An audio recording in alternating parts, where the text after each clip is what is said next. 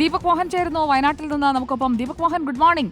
C K ജാനുവിന് അതൊക്കെ എങ്ങനെ മറക്കാൻ കഴിയും? പ്രത്യേകിച്ചും സി കെ ജാനുവും ഗീതാനന്ദനുമൊക്കെ നേരിട്ട് ഇരയായ ഒരു മർദ്ദനം, അവരുടെ കൺമുന്നിൽ നടന്ന ക്രൂരതകൾ, മാപ്പൊക്കെ അവിടെ ഇരിക്കട്ടെ എന്ന് തന്നെയല്ലേ സി കെ ജാനു കൊടുക്കുന്ന മറുപടി?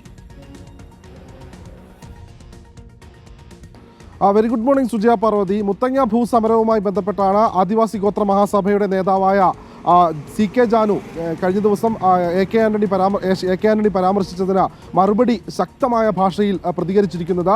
മാപ്പ് ഒരു കാരണവശാലും സർക്കാരോ അല്ലെങ്കിൽ ഭരണകൂടമോ അർഹിക്കുന്നില്ല. കാരണം നിരവധി പിഞ്ചു കുഞ്ഞുങ്ങളും സ്ത്രീകൾക്കും പുരുഷന്മാർക്കുമൊക്കെ നേരെ പോലീസിൻ്റെയും സർക്കാരിൻ്റെയും ഒക്കെ ഭാഗത്തു നടന്ന ഒരു നരനായാട്ടാണ് മുത്തങ്ങ ഭൂസമരം എന്ന് സി കെ ജാനു പറഞ്ഞു വെക്കുന്നുണ്ട്. നേരത്തെ 283 ആദിവാസികൾക്ക് ഭൂമി കണ്ടെത്തിയിരുന്നു. പക്ഷേ ആ ഭൂമി എവിടെയാണെന്ന് പലർക്കും ഇപ്പോഴും അറിയില്ല. അതുമായി ബന്ധപ്പെട്ട സർക്കാരിൻ്റെ ഭാഗത്തു നിന്ന് ഒരു ഇടപെടൽ ഉണ്ടാകണം. എന്നാൽ മാത്രമേ ഈ ഭരണകൂടങ്ങൾക്ക് മാർപ്പ് നൽകുകയുള്ളൂ എന്നുള്ള രീതിയിൽ ആദിവാസികൾ പോലും ആ വിഷയം പരിഗണിക്കുകയുള്ളൂ എന്നാണ് സി കെ ജാനു പറയുന്നത്. കഴിഞ്ഞ ദിവസം എ കെ ആന്റണി ഇതുമായി ബന്ധപ്പെട്ട പരാമർശം നടത്തിയിരുന്നു.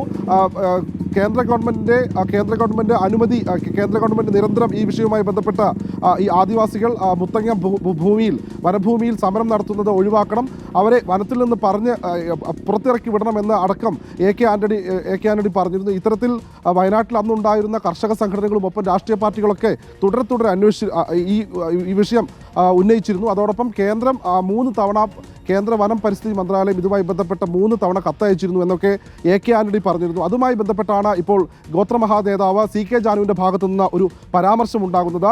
ഒരു കാരണവശാലും ഈ വിഷയം ഒരു സർക്കാരിന് മുമ്പിൽ മാപ്പ് അർഹിക്കുന്നില്ല എന്ന് തന്നെയാണ് സി കെ ജാനു പറഞ്ഞു വെക്കുന്നത്. അതോടൊപ്പം മുത്തങ്ങ ഭൂസമരത്തിൽ പങ്കെടുത്ത നിരവധി ആളുകൾക്ക് ഇപ്പോഴും ഭൂമി ലഭിച്ചിട്ടില്ല. നേരത്തെ 283ഓളം ആദിവാസി കുടുംബങ്ങൾക്ക് ഭൂമി നൽകുമെന്ന് സർക്കാർ പ്രഖ്യാപിച്ചിട്ടുണ്ടെങ്കിലും അവർക്കൊന്നും തന്നെ ഭൂമി ലഭിച്ചിട്ടില്ല. അവരാരും തന്നെ വീടോ ഭൂമിയോ ഇല്ലാത്ത ആളുകളാണ്. അതിൽ സർക്കാരിൻ്റെ ഭാഗത്തു നിന്ന് ഒരു അനുഭാവപൂർവമായ ഒരു ഇടപെടൽ ഉണ്ടാകണം എന്നാണ് സി കെ ജാനു പറയുന്നത്. സുജയ. ഓക്കെ, ദീപക് മോഹനാണ് വിവരങ്ങളുമായി നമുക്കൊപ്പം ചേർന്നത്. ഓരോ പ്രതികരണങ്ങളായി വന്നു തുടങ്ങിയിട്ടുണ്ട്.